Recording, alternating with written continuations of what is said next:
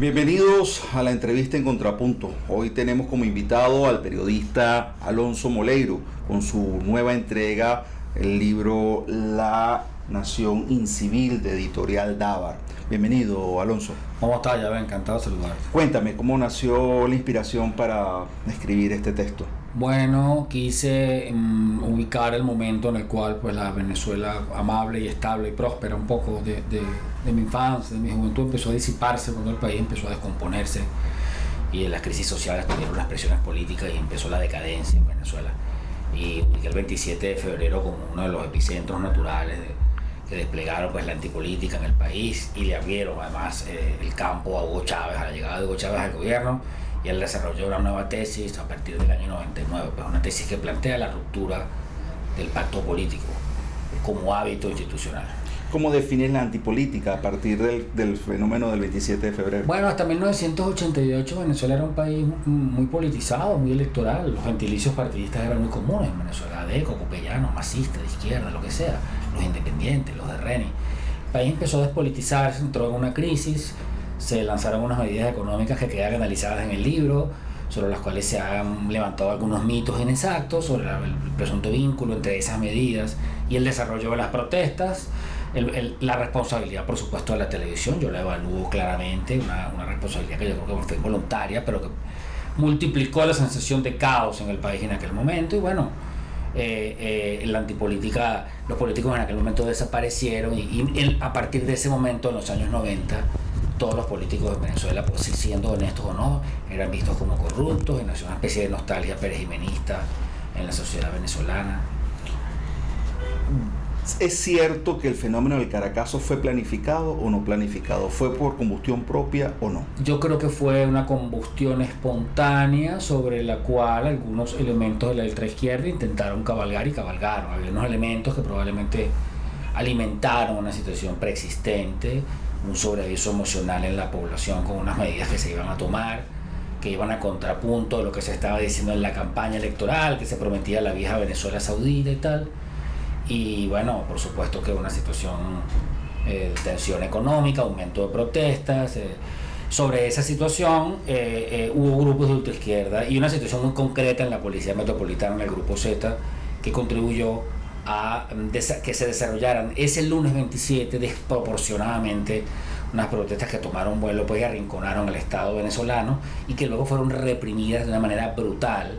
Y sobre esa situación de represión indiscriminada sobre personas inocentes y fosas comunes en la peste, murió la narrativa del régimen democrático como un régimen popular, exitoso, querido por la población.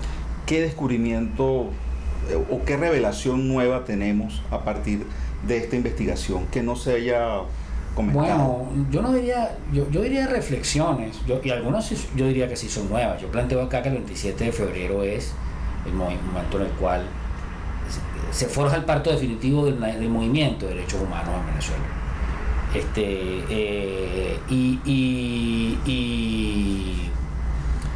La organización, digamos, de este tipo de instancias contraloras, de las ONGs, el 27 de febrero sembró una conciencia superior. La otra cosa que yo creo que se dice que es nueva, superior sobre el derecho a la vida, yo planteo acá que Hugo Chávez desarrolla sobre el 27 una tesis política desde el gobierno, desde Miraflores.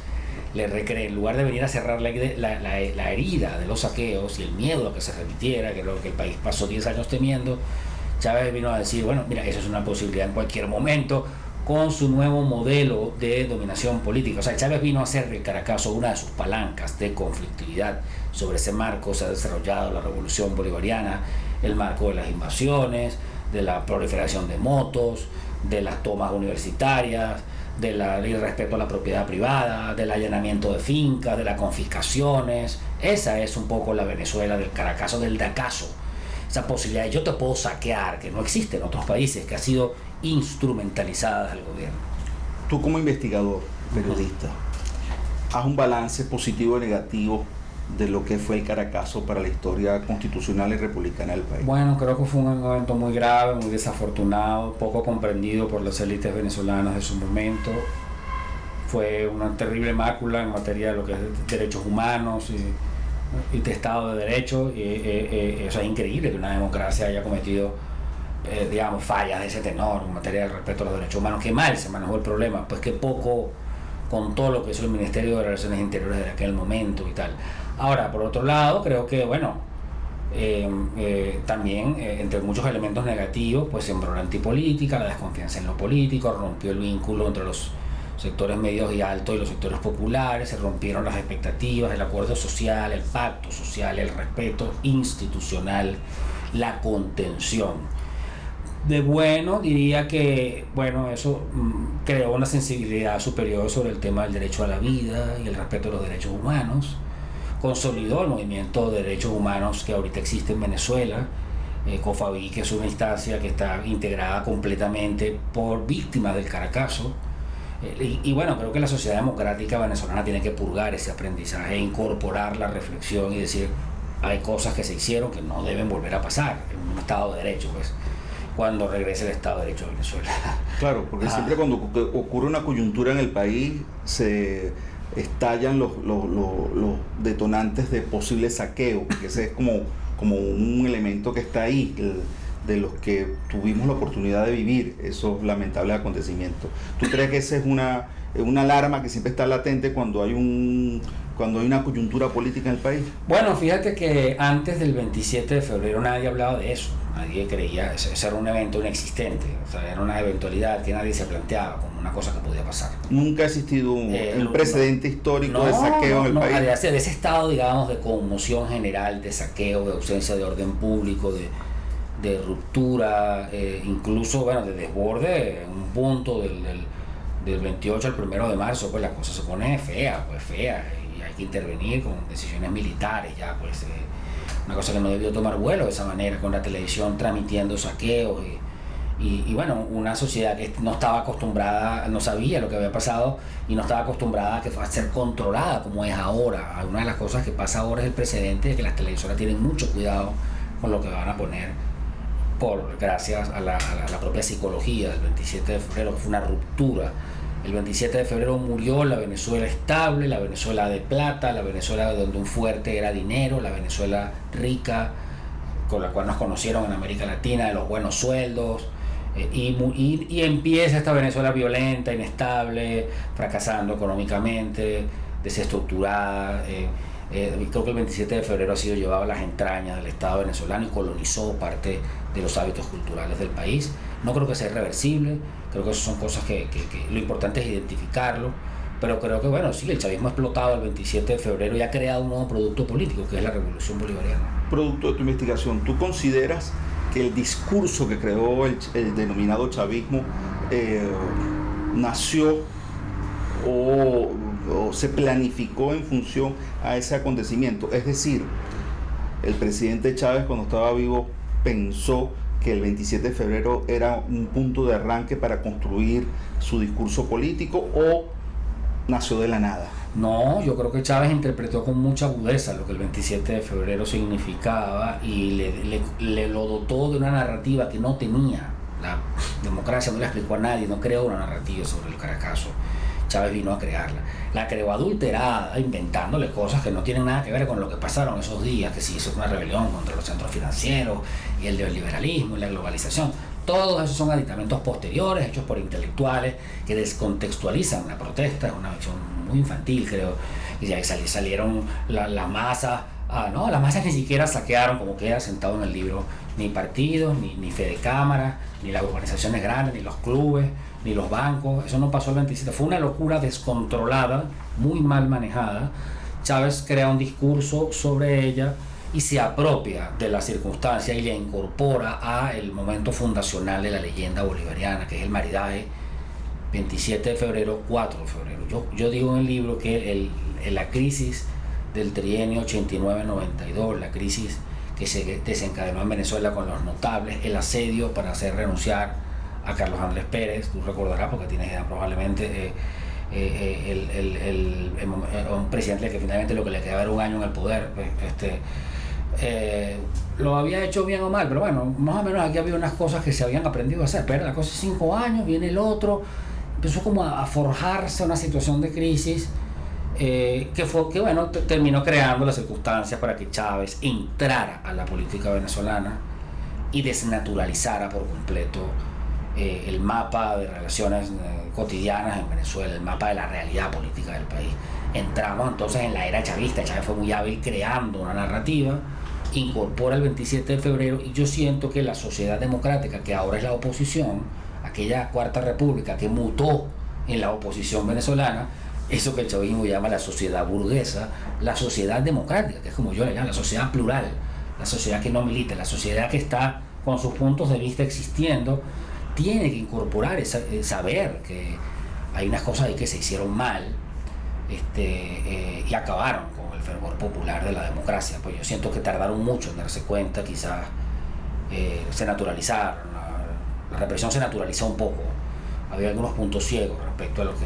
Ahora, tú afirmas que la sociedad venezolana se ha despolitizado a partir de ese precedente, pero en los últimos 20 años hemos visto una Venezuela densamente polarizada, sí, desde el tema ideológico. Bueno, pero es que eso es lo que yo afirmo. Yo digo, Venezuela, la antipolítica se afinca como un prefacio al nacimiento del chavismo del 89, con ayuda del discurso de las televisoras del país, el asedio a Carlos Andrés Pérez, los notables, el discurso que descreía de todos los partidos, de todo lo público, que siempre ponderaba lo privado, ese que hablaba del general Pérez Jiménez, ese público, bueno, terminó abriéndole un poco el campo a un espacio donde había gente interesada en oír las reflexiones de Arturo Larpietri, que además tenía una autoridad muy grande sobre el país en aquel momento. Y bueno, al final creo que hay en el país se consolida una ruptura, y desde el país se repolitiza después.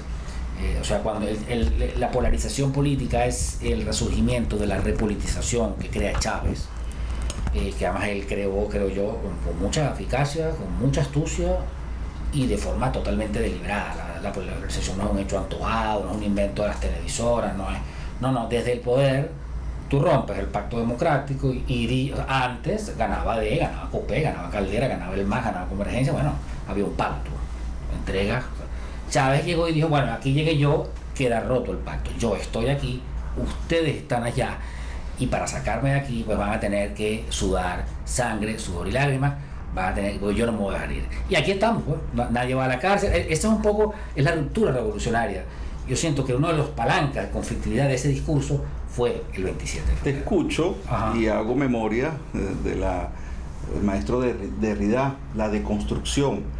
Pareciera que producto de este fenómeno del Caracazo se desconstruye la política para después reconstruirla, pero en función de un discurso que legitimó una corriente del pensamiento ahora denominada el chavismo. ¿Es así? Sí, de alguna manera, creo que es así, y creo que las consecuencias del Caracazo fueron mucho más grandes de lo que nos imaginamos. Yo viví ese momento, tenía 19 años, y recuerdo que se hablaba mucho de que pudiera ocurrir, de que los cerros bajaron para no regresar a sus casas, como dijo Ramón J. Velázquez, el miedo, o sea, el verdadero país, el fin de la democracia ejemplar, y el temor a que se repitiera aquello. Pero no, ¿qué pasó con las víctimas? Vamos a buscar a los muertos, vamos a hacer justicia, vamos a investigar. Hay cifras. ¿Qué pasó? 500 personas tiene Cofavic aproximadamente. Eso se explotó también de manera un poco irresponsable. La narrativa chavista le ha puesto un poco de música a esas y habla de 3.000 muertos. Eso no es cierto, no hay evidencia. Fosas comunes. Las fosas comunes de la peste se identificaron, se clasificaron, ciertamente, y eso se pudo hacer incluso en pleno gobierno de Carlos Andrés Pérez, sin la menor obstaculización de nada. Pero luego la investigación fue detenida sencillamente y los expertos se fueron. Luego Luisa Ortega Díaz inicia autoinvestigación, pero no terminan, los miembros de Cofavic, que son los familiares de las víctimas, no terminan satisfechos con la gestión, porque no todo se informó. De 500 a 3.000, un santo cuánto. Es muchísimo, claro. Digo, es parte de esas leyendas que le han nacido a un hecho que yo creo que fue fundamental, que sobre todo lo que yo creo que es que no se puede repetir una situación como esa. Hay una reflexión ahí sobre lo que es la toma de conciencia de un periodista frente a un hecho como ese, ¿no? Luis García Mora me dice, a nadie le piden permiso, a ningún periodista, por ir a hacer cobertura, por hacer su trabajo. Si hay unos saqueos, yo tengo que ver qué pasa y ponerlo, ¿cierto? Pero él mismo dice, pero un periodista es un tributario del hábitat de la democracia, de las libertades públicas. O sea, eso es para un periodista que sea un comunicador es una gran responsabilidad, un privilegio, decía él. Y tú tienes que saber en un momento qué decisiones se toman Fíjate que, por ejemplo, una de las cosas que se me comenta en el libro, los directores de Globovisión, en todos estos años de durísimo enfrentamiento con el gobierno, nunca un saqueo, nunca quedó una... O sea, es una cosa que quedó en la televisión pública en venezolana como un coco. Eso no se puede volver a repetir. Claro. Y bueno, yo sí creo que no se puede volver a repetir. O sea, yo lo que creo es que hay que analizar el hecho para que no se repita. Y sobre todo yo creo que la sociedad no chavista, que en este momento para mí es una clara mayoría del país, clarísima, tiene que saber que para construir una democracia de verdad hay errores que no se pueden cometer y que no puede ser que queden en unas fosas comunes en el año 91, queden 400 personas ahí y no se sepa quién es y nadie investigue nada y el país siga su vida normal. Ese es un poco lo que yo planteo. Recuerdo haciendo las memorias de Ben Bradley, que fue el editor del Washington Post cuando hubo el caso de los papeles del Pentágono. Post la renuncia de Nixon también se hizo esa reflexión sobre los medios, el papel que jugaron los medios sobre el establecimiento de la democracia y que no se debería repetir lo que se hizo o el manejo discrecional de lo que se puede denominar libertad de prensa y libertad de expresión.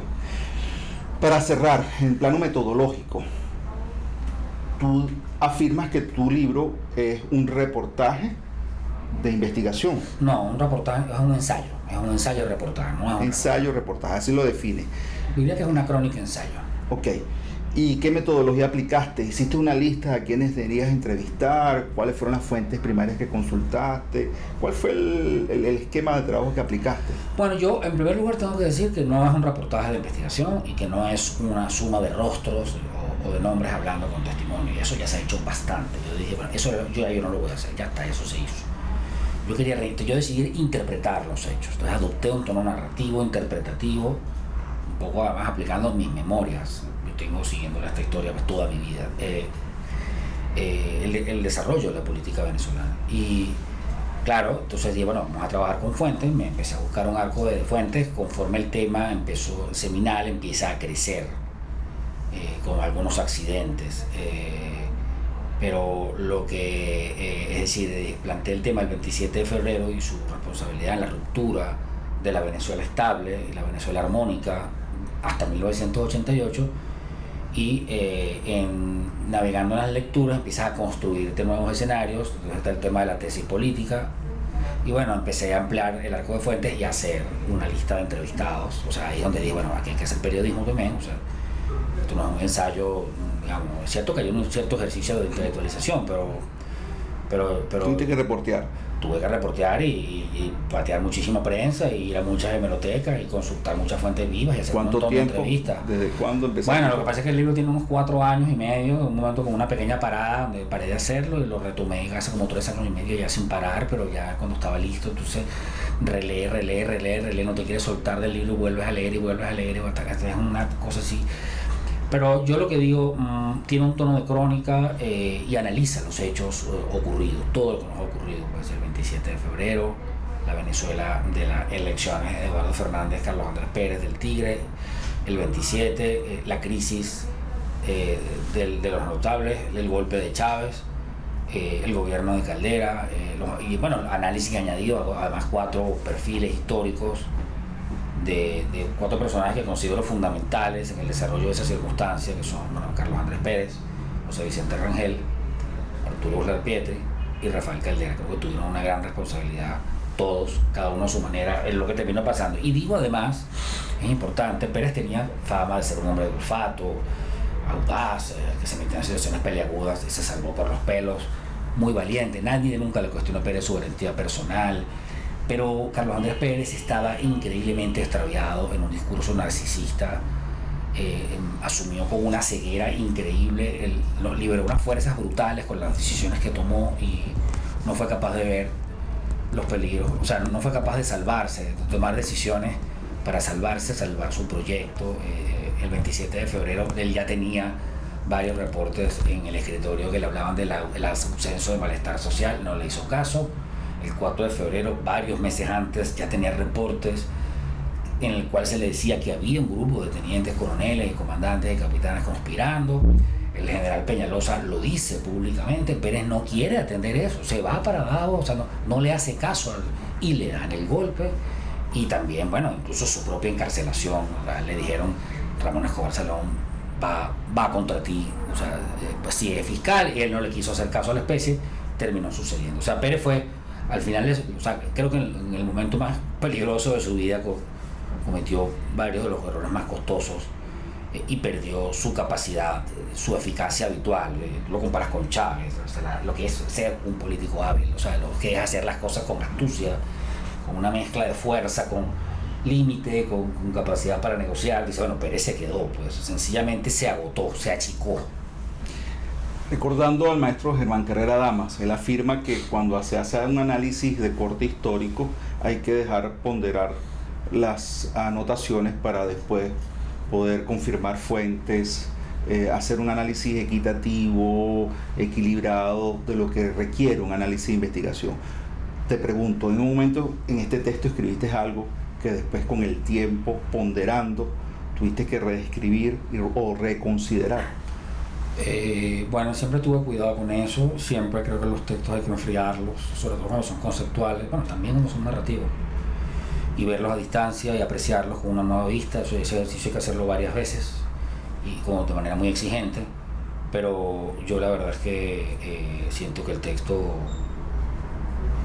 es decir, que el texto tiene planteada la situación que yo estaba buscando, pues que había un desarrollo,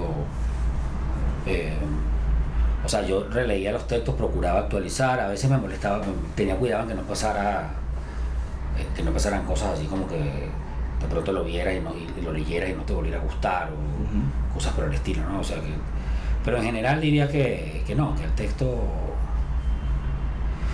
o sea, que había que tener lectura reposada de la situación, pero que eso era lo que yo más o menos quería decir. Esa idea para nuestros lectores, ¿dónde pueden conseguir el libro? ¿Dónde lo pueden ubicar? Bueno, nada, todo mi cariño a la audiencia de Contrapunto, muchísimas gracias por esta invitación, muy honrado de estar acá. Sigan adelante con el trabajo que están haciendo, necesitamos información, necesitamos puntos de vista plurales, necesitamos trabajo y audiencias que atender tenemos todos, de modo que sigan adelante. Y pues bueno, este libro se puede conseguir en las librerías que están en Caracas, no quedan muchas, pero hay algunas, pues Tecniciencia, Calatos, El Buscón, ahí en Trasnocho, Sopa de Letras, Librería Vizcaya, las librerías del centro de Caracas, y en Amazon. Es un lugar fundamental para obtenerlo tanto en físico como en Kindle. ¿En qué dirección digital? No la recuerdo ahora. ¿Editorial Dávar? Sí, es la Editorial Dávar, es Editorial Dávar es editorialdavar.com, la página web de Editorial Dávar, ustedes la googlean ahí también lo puede bajar el libro. Ok. Sí. Bueno, una vez más le agradecemos su atención y nos despedimos. Gracias.